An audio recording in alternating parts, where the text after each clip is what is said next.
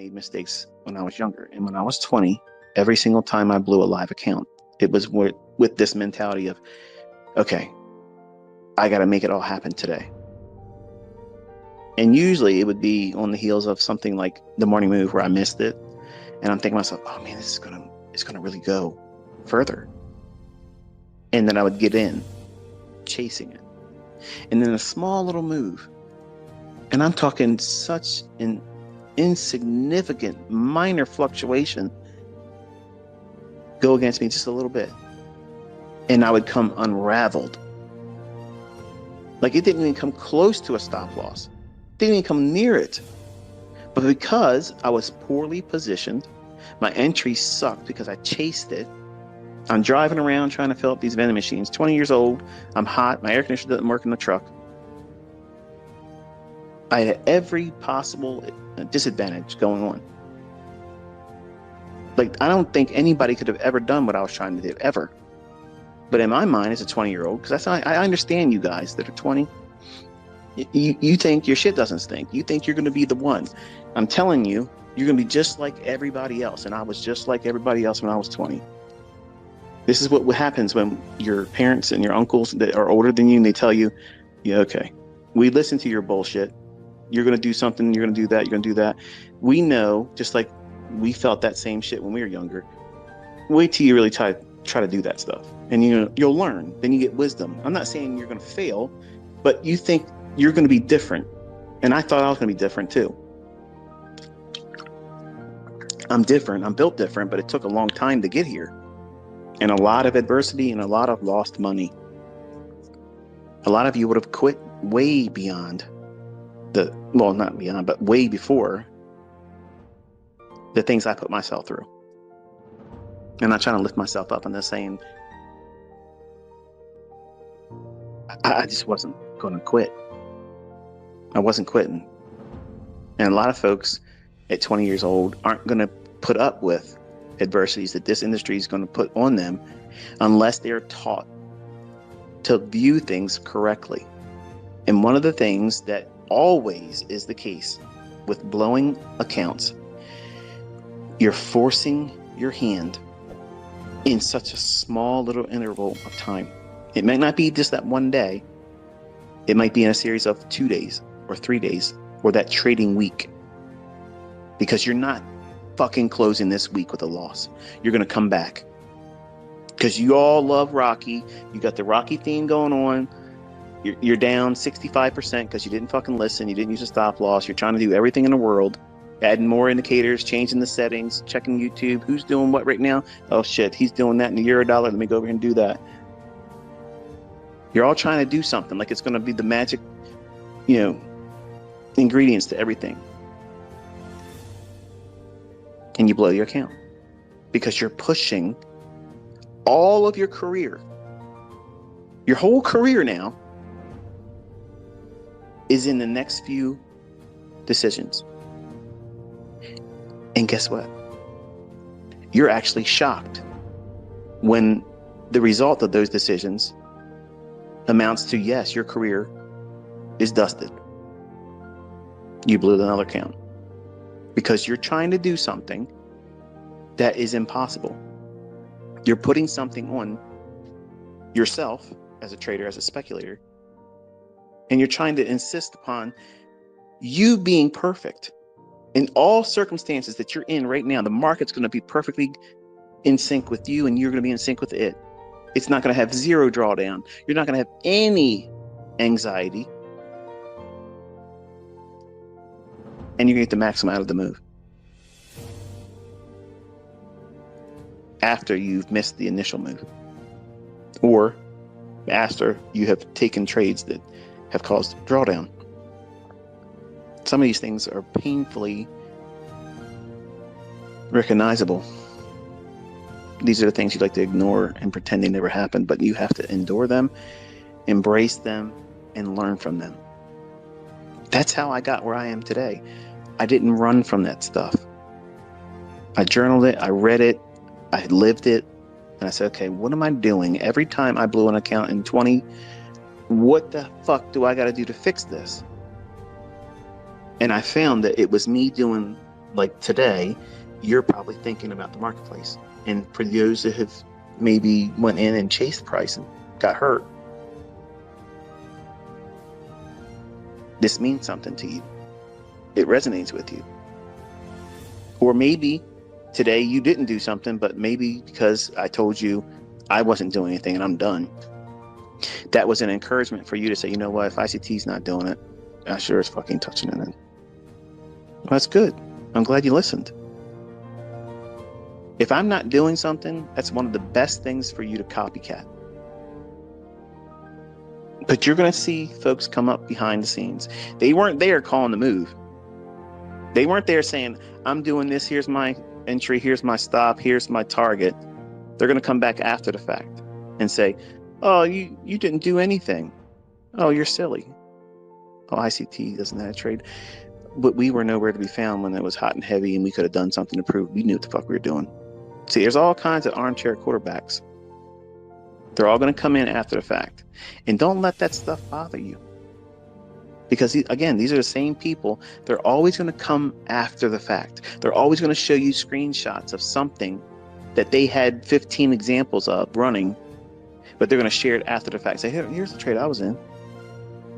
Why didn't you call it out in the Twitter when I said I wasn't touching it anymore? That's what's lacking all the time. But some of you are so new, it's easily taking your attention away from the obvious. You're distracted easily because you're trying to find a person right now with a hot hand. I don't have a hot hand. I have a steady hand. My hand is steady. I know my stuff repeats. I don't need to have my things unfold in one particular day for me to establish dominance. I don't have to be here every single day doing something. I can pick and choose what calendar events that I'm going to participate in and navigate the entire month like that and be okay with it, and be okay with people thinking it should have been better, or I should have done more, or why did I do this and why did I do that? I'm not here to be criticized. I'm not here to be scored. I'm not here for that. And neither should you be. But you, as the driver, you're in the captain's chair and you're sailing that ship. Your destination is success. But success isn't a one-port destination. It's multiple stops continuously. So you got to stop thinking about your trading day or your next trade. That's the final destination. So you have to look past that. You have to look past the results of the next trade, because if that next trade doesn't arrive at success, you're not surprised. You're not taken back by it. You're not affected by it. It doesn't sink your ship. But days like this, even when you didn't participate, these are the fertile grounds for chaos. And folks, let me tell you something. Go to bed with a fertile mind like days like this would create, and think about how, I'm going to go in there and I gotta fix this feeling I've missed something. Well, how do you do that? Run out there tomorrow and press a button too fast without thinking about it? And then as soon as you lose, you know damn well why you did it. That's what I talked about here tonight. And when you do it tomorrow, and some of you still will, it's going to hurt even more now because I told you, and you still can't control yourself. It's not the method that's failing, it's you. You're a captain that has no navigation skills. That's all I'm lending you. My experience behind the wheel. I've been through these waters before. I know where the tide gets a little rough, and I know when there's icebergs.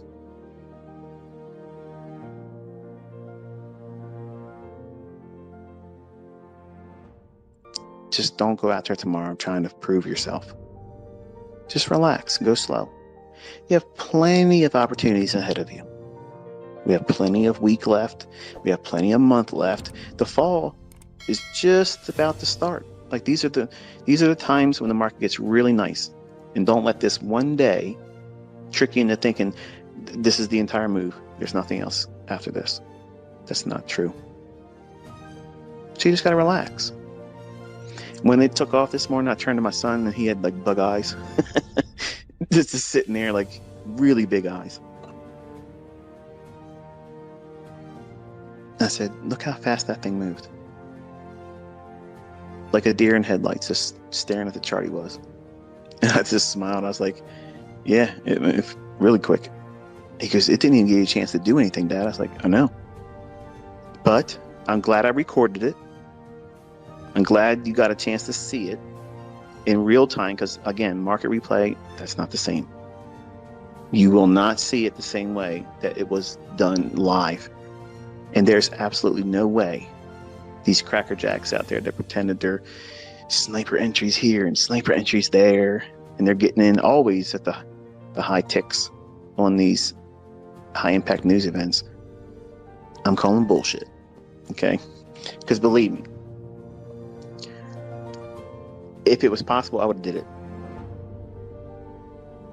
And you can see how fast it was today. It just simply would have never given you a ticket. You would have been sitting there and watching it run away like I did. So the moral of the story is this. Your trading career is not a one-day event. It's not a one-week event. So don't treat it like that. Missed moves is a profitable trade every time. Every single time. It has zero drawdown. That's the best fill. A missed move is a perfect trade because you have no drawdown. You have no negative impact psychologically because it didn't take anything from you. You don't pay any commissions on that. You don't pay any spreads on that. It is a learning experience. It's all upside. But think about how you view this day. Before I said what I just said, how do you look at this day? Oh man, I missed this. Man, I could have done a lot with that day. If I just would have had part of it today, that would have been great. You're filling up your head with all this toxicity instead of looking at it like you should. You didn't weather anything that was painful. You didn't pay any commissions. You didn't suffer a loss. You didn't have the anxiety of being in the market for real and not knowing where the hell to get out at. And you know damn well you wouldn't have had a stop. So where would you have put it? Hello. What logic would you have used to place a stop loss in this morning's move?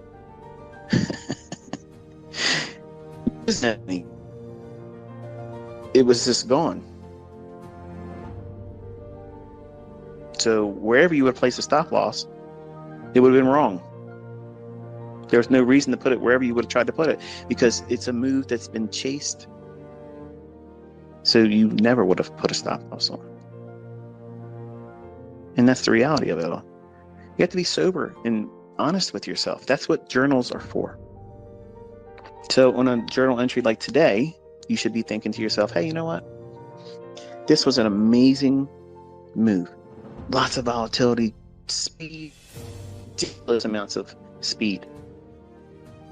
But I am so thankful that I did not get in there today and find harm or suffer a loss because of the velocity that this market presented. And there was no way for me to engage it. So I'm happy that my model did not put me in a position where I was suffering a loss, drawdown, anxiety. And that's how you treat it. And on Saturday or Sunday, when you reflect on it, when the market's not trading, you come back to that entry and look at it and look at how the week of the market closed. And you reflect on how it makes you feel. What are you going to be reading on the day like today? You're going to be reading that you're positive. I'm glad I did not suffer a loss. I'm glad that my model didn't put me in a trade that was a losing trade. I didn't have any anxiety because I didn't get a valid setup. Yeah, the market moved, but it didn't give me a valid setup. So I didn't have anything to regret. See how disarming that is? That's self-talk. That's positive self-talk. Some of you simply just want to troll yourself. Oh, I'm never going to get this. I'm so stupid. When am I ever going to learn how to do this? For fuck's sake, I've watched 50 videos of this guy and I still can't get it to work. I know how it feels sometimes, man. I know. But it's hard to stay positive. And the key is self-talk. You do it in your journal because you're going to refer back to that at the end of the week. And you'll also refer back to it when you have periods of drawdown. When you're going through periods of drawdown, one of the things in your journal, like maybe on the inside cover of it, when you had a really good week and just an upbeat, positive week, you want to write those dates down and just keep a running tally of that. And when you have a period of drawdown or you're taking losses or you're in a rut, you just can't find your groove, because that's going to happen too. Not necessarily moving into the market and taking losses, but just simply not being able to engage. Just moves constantly happening and you're not in it. You're going to want to find periods where you can go back and say, this was a high point. Let me read how I was entering my journal entries at that time. And you'll relive that moment again because it's in your own words. And that is what helps you get carried through these rough patches. Don't listen to me and let me be your only source of encouragement. You got to find that in yourself, and you do that through your journaling. No one's going to be able to empower you and inspire you better than your own experiences where you walk that walk. Nobody can take that from you. Nobody can minimize it. Nobody can strip it away from you. Those experiences are real. You logged them. You lived it. You were there in the moment. And when you capture that in your own words, using positive self-talk, never putting negative things in there like, oh, I'm never going to learn how to do this. I'm stupid. This is too hard. They're negative reinforcements that your subconscious is going to retain. So if you're feeding yourself positive feedback, that positive feedback loop that continuously delivers that same effect when you go back and refer to these positive entries on an event that wasn't really profitable by monetary terms, but you're coming out of that experience with a positive outlook. You weren't derailed by it. You didn't take a losing trade. You didn't even engage because your model didn't give you a setup. How are you going to complain about that? But some of you still try to do it. And all I'm trying to do is just get your bearings back and set your compass the right way. Success is in front of you. But sometimes you get distracted. You want to look off to the starboard or port side, and you spend too much time looking over there, you'll get off course.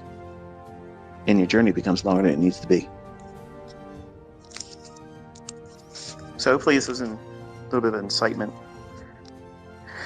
to stay focused and not beat yourself up too much. And if that was, what you encouraged yourself through with doing what I'm telling you to do with your journal entry, that's good. But if it doesn't inspire you and you find things like this or these discussions not helpful to you, I don't know how to fix it for you. I don't know what else to do for you. Like, I have no other magic wand. I have no other recipe. I don't have another silver bullet. It's just a hard task to overcome yourself because you're the person that's stopping you from being successful in this. I've already given you a model that works. I've already given you tools and a roadmap. But if you choose not to follow the roadmap and you choose to make your own course, your own pathway, the duration is going to be longer and the adversities are going to be harder. And you're going to probably be a whole lot more anxious doing it differently because you're trying to reinvent the wheel instead of just submitting to the process, which admittedly is hard. It's hard. But everybody that gets there goes through it. Sometimes folks come in and they want to do it a little bit different. They want to do it their way. I'll take a little bit of this, I'll take a little bit of that, and then I'll call it mine. This is my approach. I took a little bit of this approach to what ICT does. I talked a little bit about what this guy over here talks about, and then I have a Frankenstein kitchen sink approach to it. And you'll share the hit and miss times where it works, but it just won't be consistent because you're not doing what I've taught you. And that's not to say that there aren't other profitable traders or teachers out there. I'm sure there are, okay? But I don't want you trying to mix other things here, because the things I'm teaching you, that is the market. That's the market. It might not be flashy, it might not be extravagant, but it is the market.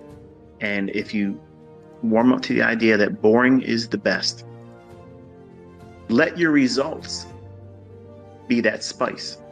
But doing the whole process of learning how to be a profitable speculator, that has to be boring, man.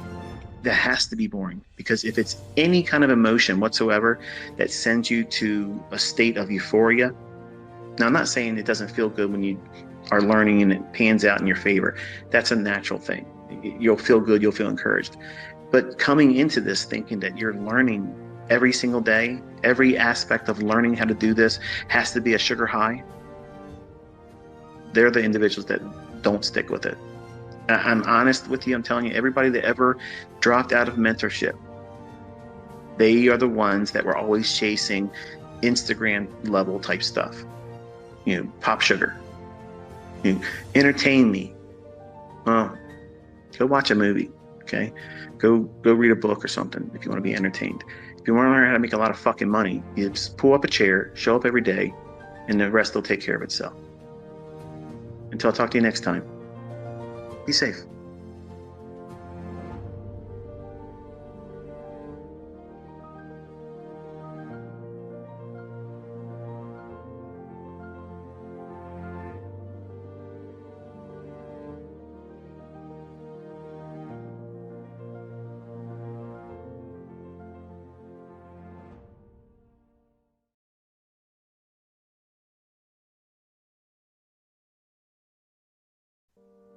So God's perfect timing, he brought us together after I was already established. Some of you might be looking at the idea of this presentation thinking, it sounds like nursery rhymes and bullshit. Yep, it went right over your head. You ain't going to be successful. You want the secret weapons, because you don't want the user's manual. You want to go out there and blow your fucking heads off, messing around, trying to be Wyatt Earp, and don't want to understand how to do it safely. What keeps you in the game long enough to get what it is that you're seeking after? See, that third pig built a house of brick with a good, strong foundation. And I teach with that mindset. I want you to learn properly. Can I go out there and throw some Mickey Mouse shit together just to sell some coursework and make some fast money? Absolutely. Absolutely. But I also know, human nature, 99% of you are going to be in a rush. You're not going to follow rules. Even my own private mentorship students, I'll lay down some instructions on them. Very plain. And it's amazing how many of them ignore the plain text of do this, don't do that, or you're disqualified. And they don't listen. And they've been with me for years. They actually paid me. Is it me mentoring them poorly, or is it them themselves not following instructions? It's them themselves not following instructions. So if I'm going to do this, if I'm going to mentor, if I'm going to teach, I'm going to pour myself into it. And I'm going to do it exactly how it needs to be done. I'm not out here trying to get the, well, approval from any of you. I live this. and you're seeing students that are courage enough to go out there and make themselves known, and the fruits thereof. I could say, hey, look, all my students that are profitable, since you have respect for me, answer all those people out there that have things bad to say about me and what it is that you spent time and money learning. Go out there and show them what for. I'm not a weak little minded bitch. I don't need that. And they don't need to do it. But some people are just built differently. They just want to go out and do it. Because, like me when I was younger, I have a chip on my shoulder. I need to prove self-worth. Because you don't know what it feels like to be a child that your own parents don't want nothing to do with. And one of them had to threaten the other one's life just to make sure that you were born. That's some heavy shit when you put it on you. So I spent my life building something in me to make my parents understand that that shit didn't stop me. I didn't grow from the same vine they did. I cut myself off. I planted myself here. And all of you are my fruit. I'm living for all of you. What am I getting paid right now? There's dozens of people out there I'm doing right now you're listening to. And they're going to put it on their YouTube channel and they're going to monetize it. And folks, if you're doing that, I don't care. Pay your bills. I don't care. But I'm not monetizing it. I could. These are all things I could be putting on my YouTube channel. And yes, I might drop some F words once in a while, but as long as it's not happening in the first 30 seconds, they won't demonetize it. I do this for a reason. I want you to understand that I'm investing my time. I'm investing the wisdom that I gained over hardships in the hopes that you'll appreciate the fact that I could be doing something else on my fucking Saturday mornings. I could be doing something else besides this, where I'm not getting paid to do this.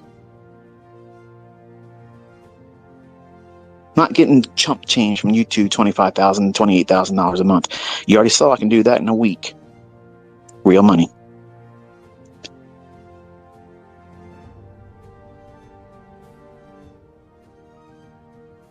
Some of you stand in your own way. And you don't understand when I'm trying to ask you to take stock in yourself. What is it you're doing wrong? That's an uncomfortable thing to pursue and try to investigate. What is it you're doing incorrectly? All of my personal students that are profitable, they have done that. And they don't hide from it. Ask any of them that are making fucking real money. Hey, what did you struggle with most? What do you struggle with still today?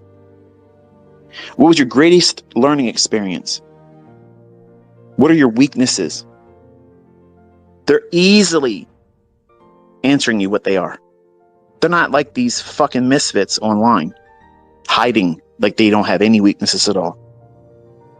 Only showing you wins, only showing you the sweet stories, showing you shit that mentorships and coursework sells will yield them in terms of profit. The real people, the ones that have really gone through this process correctly, they didn't lose sight of what makes them go off the rails. And sometimes they may still wrestle with it. That's the reality of trading. Think about it. If you strung all together all these Twitter spaces I've done since I started doing them, and let's just say I was writing a book, and it was everything I said in these Twitter spaces, but composed inside of a textbook. What not to do as a trader and how to think correctly. That's a brilliant title. Nobody's buying that fucking book. Nobody's buying that book. Not one person's going to buy that book.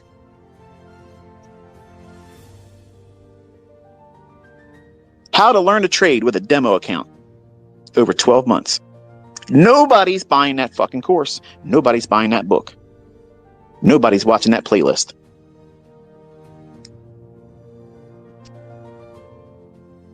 But that's the real shit. Everybody that sits in and listens to these Twitter spaces, you have exactly what's required because you want to know how to think. You want to know what's going to derail you. You want to be counseled. You want to be encouraged. I'm not showing you a chart. We're not even talking about the open, high, low, and close. We're not referring to any specific setup here. We're talking about what's going to be the definitive ground, bottom of the road. This is down to brass tacks, down to the chrome. What's the success or failure in you? You. It's always you. And some of you aren't equipped to accept that fact. You think it's going to be convenient for me to blame ICT because he doesn't trade with live funds. Whoop, something's wrong with that fucking excuse now, isn't it? It's going to be real convenient to be able to blame this market today. Well, I told you no trade this day. Oops. It's going to be real convenient for some of you to say, yeah, I tried to trade that ICT bullshit. I watched a couple videos. To be honest, it was probably 3 of them. Never took any notes, but this guy talks too much. He's full of shit, so that's the reason why it don't work. Well, that's you, buddy. Half-ass Alan ain't going to make it in here. Half-ass Alan is not going to make it in this industry. You have to pour yourself into it. And you have to have a greater purpose in mind that is not limited to just you. When you're accountable to more than just you, you're going to trade differently. You're going to think about that risk differently. You're not going to say, fuck it, man. It's 15 contracts if I blow the account. It's just a reset. Shit, it's easy. They're doing discounts now. Let's just go at it. What's the worst that could happen? The worst that could happen is you're creating this mindset that, well, I don't have to be all that diligent about what it is I'm doing. I can roll the dice like I'm at the casino. And if I get lucky and have a lottery win, look how cool it's going to be if I show my payout on this big exorbitant amount of money that wasn't acquired by skill. Listen, folks, people win the lottery all the time. There was no mental acrobats that require of them to be able to do that. They foolishly spent their fucking money on this dumb shit, and the chances of that happening were so next to nothing, but yet it happened for them. And I knew a person. His name's Butch. Stop it. Piper's going after me. Get off me, girl. Come on now, stop. It's one of these high dollar slips. I don't want them all tore up. Hear that? Materialism. Stop it, girl. This guy was a block layer, laid brick. And he probably had about 3 teeth in his whole head. Bald. Drove around with a trash bag duct taped over his passenger side window for years. Never replaced it. Had a young girl working at a laundromat in Middle River. Little blonde hair girl. She was the attendant. And obviously he's too old for her, and he's probably dirty old man mentality. He would go in there and play on their little slot machines, and illegally they would pay out, if you won. That happens a lot in the bars and stuff around here still today.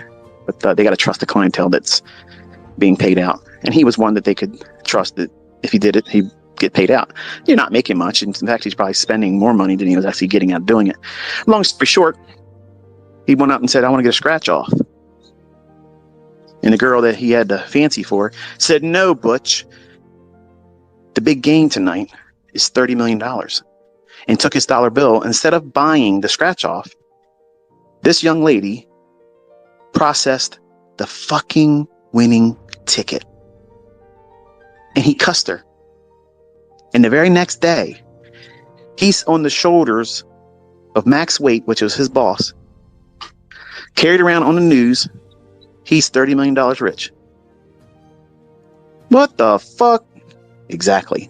And the first thing he went out and did was bought himself a Ford Mustang, a green, ugly ass fucking convertible Mustang with a tan top. How fucking stupid.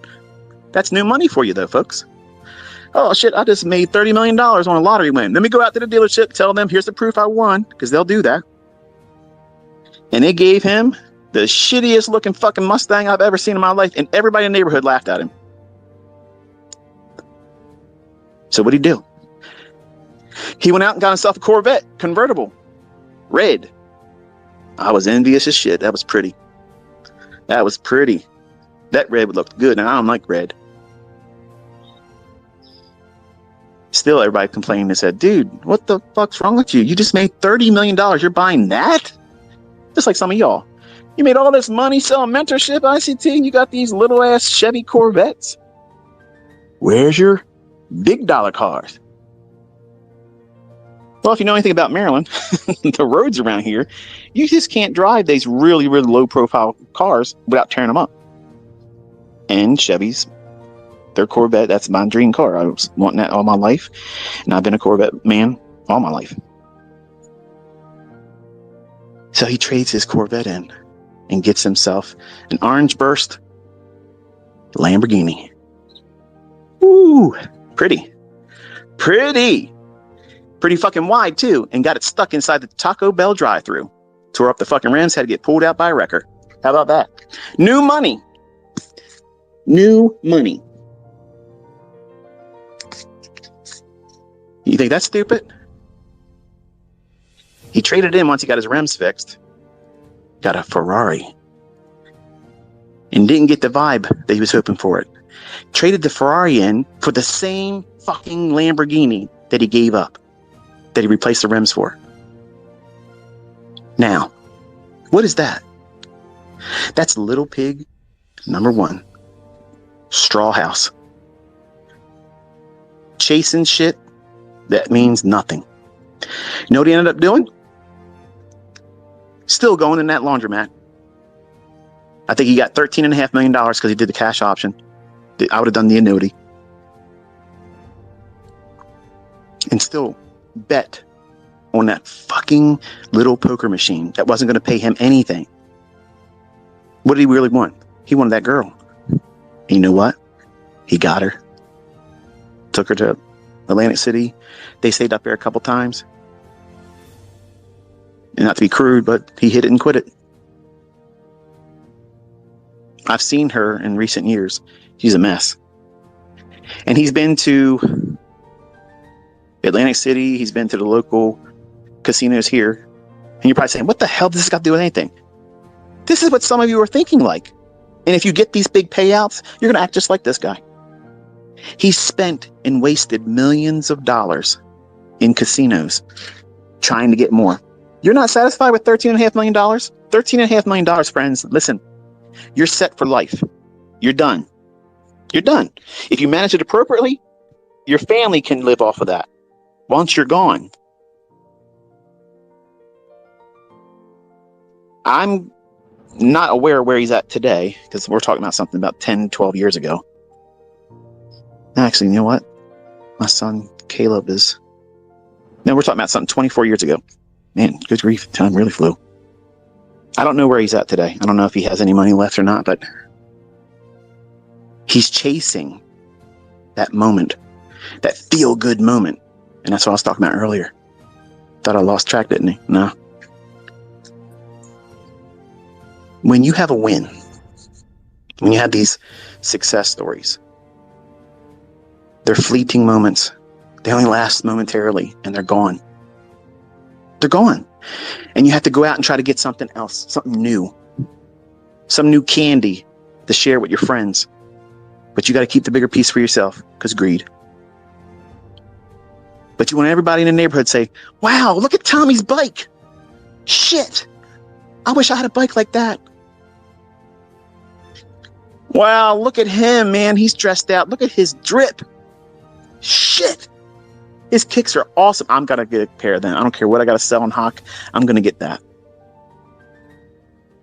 That watch. Look at that watch. Wow, he spent that much. Man, if I had a watch like that, people would really respect me.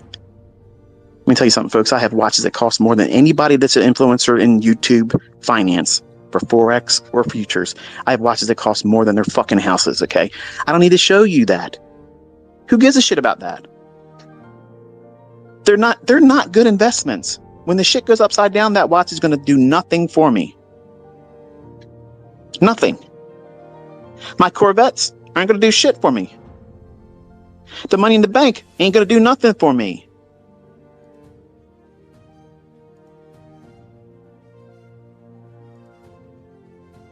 Your greatest lessons are going to be through pain. Put the atheists in the crowd. If God was real, why does he allow suffering? Because we are stubborn. And we don't want to listen unless it's hurting. You know you shouldn't smoke. You know you shouldn't eat fast food. You shouldn't be eating McDonald's horse shit. Ain't even food. And you know it ain't good for you. You sit down in front of a physician, they'll tell you shouldn't eat that stuff. It's bad for you. Yeah, I know, doc, but in moderation. Moderation to you is every fucking other day. Then all of a sudden, fast forward, you got bad health. You're overweight, cholesterol off the charts, blood clots, everything. You got everything wrong with you. Now, all of a sudden, because you got chest pains, now because you can't walk across the floor a little bit before you're winded, now you want to listen to the doctor's advice. Good doctor, please give me the good news. Give me some good news. I need to feel good. If you listen to that physician and somehow turn your health around, what are you going to remember most? You stuffing your face with that poison, calling it food and convenience? Or are you going to remember, this doctor saved my life and caused me to make a change in my lifestyle? Pain.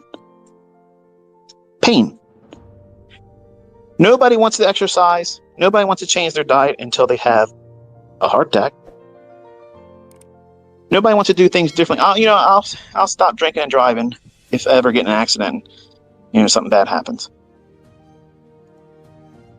Some of you just need that kind of drama before you pay attention or think about the potential risks. But are you going to drive your car drunk with your kid in your car? Are you going to willfully go out and get yourself in a position where you can get drunk, knowing that you're going to drive your own child around with you? If you're sane, you would never make that decision. But if you're by yourself, you don't have any accountability to anyone. You're going to do what many people do. They get out and get inebriated, self-medicating themselves because they hate their life. They've made their choices in life and they're too lazy to change. Hey, it is what it is. And you go and you drive drunk. You might get lucky. You might get home safely one time. You might not. I have family members that are gone now because of drunk drivers. But those life choices have painful consequences, and they are the most impactful learning experiences. You never learn anything by wins. You never learn anything by the sweet, sweet savor of profit. It's always taught in drawdown.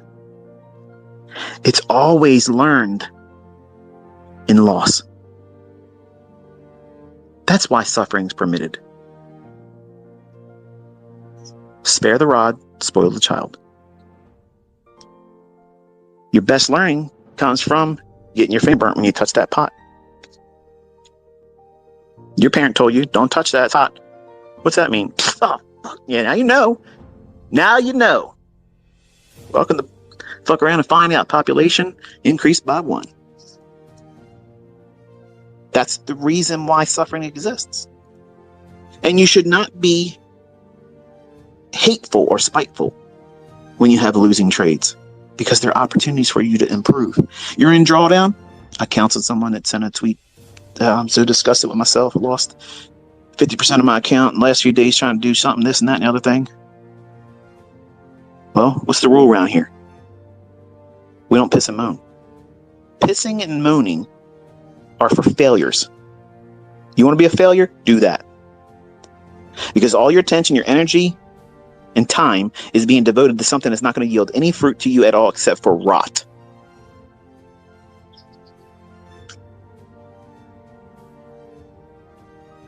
Embrace it. So you know what? I don't have it figured out yet. I'm not discouraged. I am excited. I'm excited how I'm going to take these piles of shit that I just simply wait around and let them calcify and become hard, and I'll use them like a fucking stepping stone, and I'm going up. I'm not going to struggle. I'm not going to wait around in this shit. I'm going to just sit still. And that shit will harden up. And step on top of it. Just like cement, it'll carry you to a higher plateau. You can always buy new fucking shoes later on when you can afford it. Right now, it is what it is. Everything is temporary, folks. Everything. And success, if you allow it to be, it too can be temporary. You don't want temporary success. You want to have a life experience where you have so many milestones that you can look back on and say, at the time when I was walking into this and it wasn't happening to me and I was feeling the pain and the struggle, I felt like it was the end. I had to quit.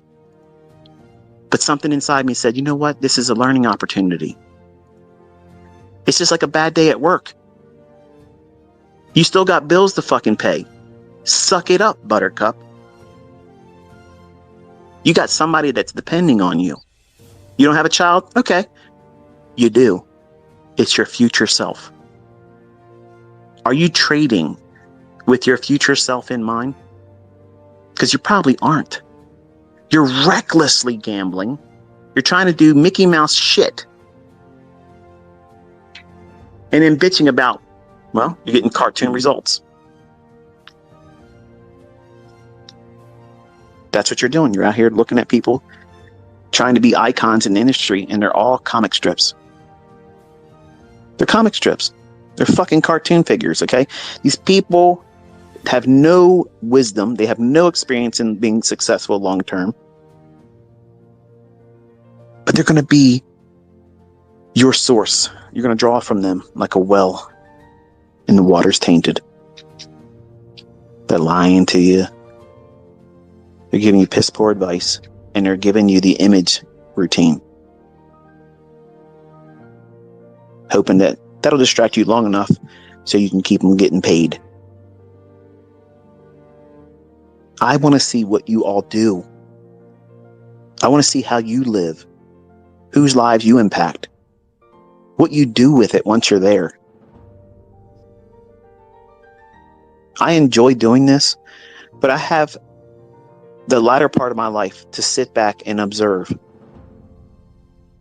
what my students do with this. How do you live your life? Do you live your life like an asshole? Are you a pillar in the global community where you're not trying to be all about you? Are you making an investment in other people's lives? Are you impacting other people's lives in a positive way? That's why I'm doing this. I know all the things I have in this world is bountiful. I'm blessed. I am absolutely blessed, Father. I'm so thankful that you favored me undeservingly. I did not deserve any of these things. I did not deserve to be chosen to have this understanding. And many times I fall on my face as an advocate for him because I don't have the ability to control myself sometimes. But I don't think that he chose me foolishly. He knows my heart. He knows my intentions. And when I talk to you this way, in a manner, in a capacity that is not yielding anything monetarily to me, it's not giving me anything except for peace of mind knowing that I've instilled in you experience, wisdom, life experience that unless you go through these painful events, you may not be of the mindset that see it as a learning experience. It could be the ticket out of here and you don't ever want to do it again. That wasn't for me. I took lots of breaks and I called it quitting. But there's a lot of wrong ways to do this stuff. And it's always packaged as the easier shortcut. There is no shortcut. There's no way around the hard, one step in front of the other journey. It's Piper chewing up a pair of swimming goggles.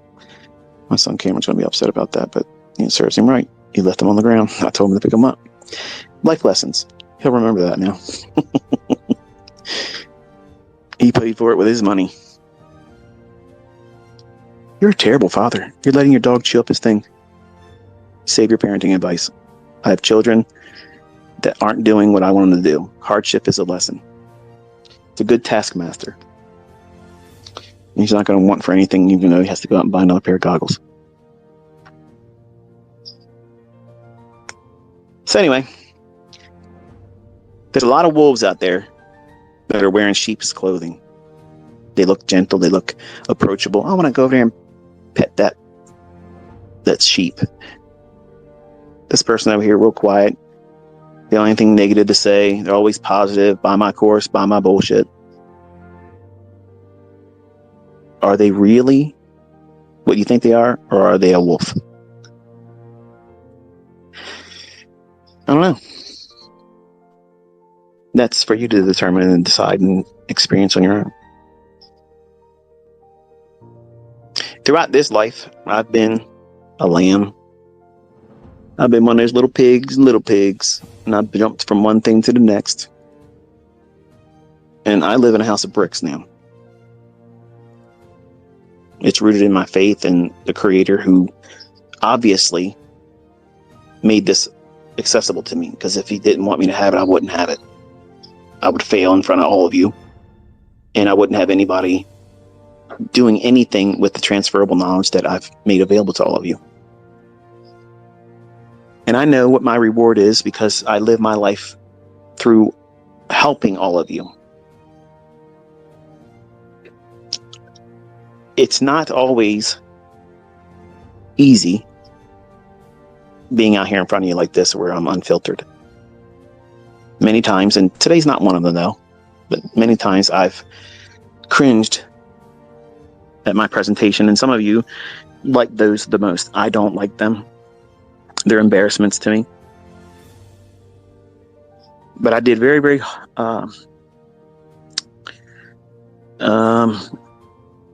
my best. I did my best today to try to stay on focus and try not to go off the rails. I did a few times, but I was able to pull back in. I wanted to do a whole lot more, believe me. But I think there was an audience that heard what they needed to hear today. It may not be for all of you, but it's okay. And like I said, Alex, he inspired this one today with his comment about how he wanted to lose. And that's self-punishment. And I want you to think about that in closing. I want you to think about how, if you're in the trade, if you're about to take the trade, and you know that you should be somewhere else doing something else, don't trade. Because your mind is not going to be on following price action. You're not going to be following the institutional order flow. You're not going to be checking continuously if the signatures are supporting your trade idea. You're going to be thinking about, I wish I'd have done this. I better take care of this. As soon as this trade's done, I'm going to go do that very thing. But right now I got this to worry about. And then all of a sudden your subconscious rises up and says, you know what? You need to learn some humility today. And you allow it. You invite it. And you encourage it. Knowing at that very moment that you know that you have lost the plot. You know that that trade is next to 100% going against you. It's not going to pan out. But what do? You stay with it. You stay with it. You're applying the mindset that you should subscribe to when you are following your rules and your model. You're applying it there. See how the miswiring in your head is?